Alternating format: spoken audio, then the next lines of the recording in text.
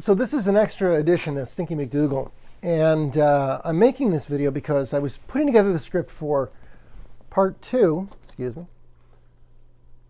of college, and I realized that the experience that you take from start to finish with the TV show Focus on You from the university, I have to tell that story in more detail. That it won't fit there, but I just have to tell it because as I looked back on it, thinking about the experience from start to finish, it was really quite an extraordinary total tale. I first got to the campus in the fall of 1994, as I mentioned, and I was writing a column, and I think it was after the elections, maybe in the spring. The hosts, Eric, and what was the other gentleman's name? I wish I could recall. They began reading my columns and making fun of them on the TV show at the openings and such.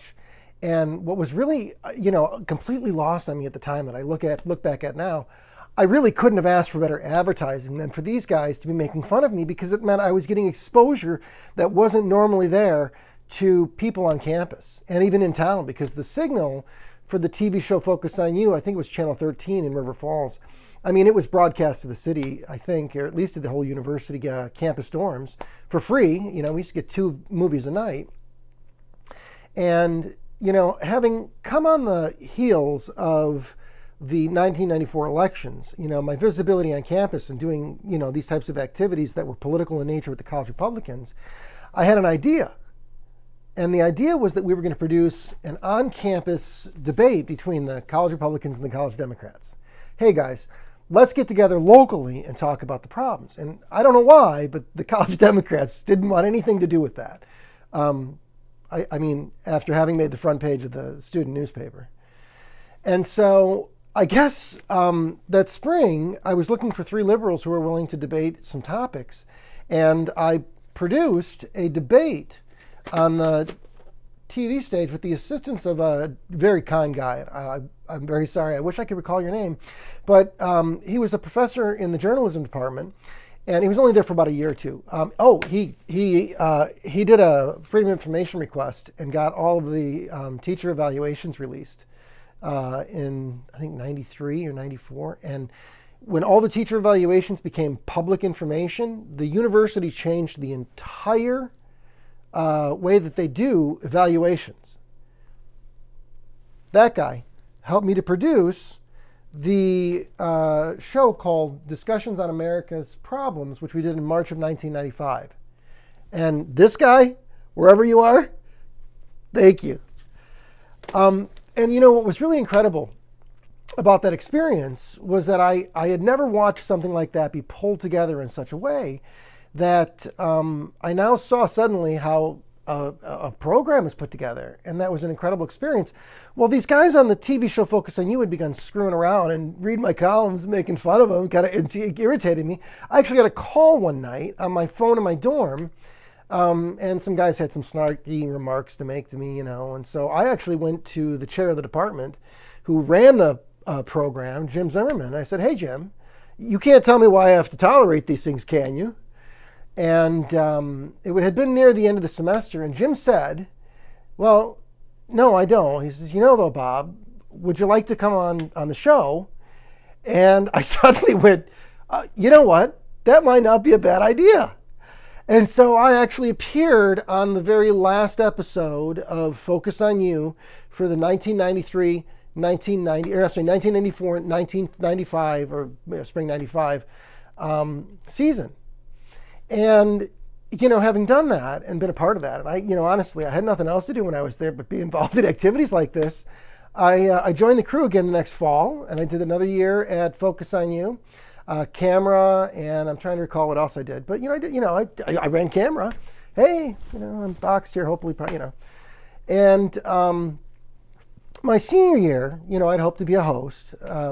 Personality-wise, it just probably wasn't really me, and Jim was a very bright guy at this, but he chose a couple of different hosts the first semester and the second semester. And in the first semester, if I'm not mistaken, I did the news, and I did a spoof piece. I'm supposed to be doing serious news about the community and about the campus, and Jim was unaware that I had done a spoof piece on the remodel of the library. And I'm honestly telling you this, it's some of the best work I've ever done, and it's got to be pulled out of the archive someday. It's really good stuff. But the spring semester, I was the floor manager, and we, like any show, we would get together earlier in the week and we talk about what we're going to do the next week and what we're doing this week and what we needed to do and what guests, what show themes, where we're going, who do we need to call. And we were looking for a show to finish the season out. And I think I mentioned this, or somebody else might have mentioned it, but in Baldwin, Wisconsin, just about 15 miles away from the university, there is still to this day a skydiving outfit, and I think I might have been me, might not. But the reason I say that is, I remember saying something like, we should really do that, and Jim saying, "Well, would you organize it?" And I said, "Well, I don't know if I can, if I get to jump." And the female host of the show at the time wanted nothing to do whatsoever with jumping out of an airplane, whether they were tandem to somebody else or not.